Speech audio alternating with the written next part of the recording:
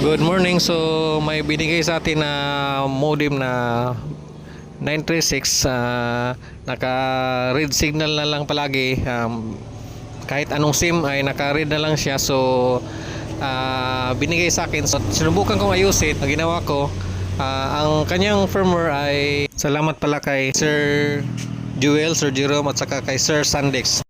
Ang kanyang firmware ay 2023 reloaded. Tapos ang ginawa ko lang ay i-flash ko ng 2022.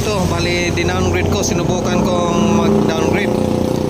Tapos ngayon ay nakita ko okay na siya at pwede na magamit. So ayos, may bagong 936 na naman tayo.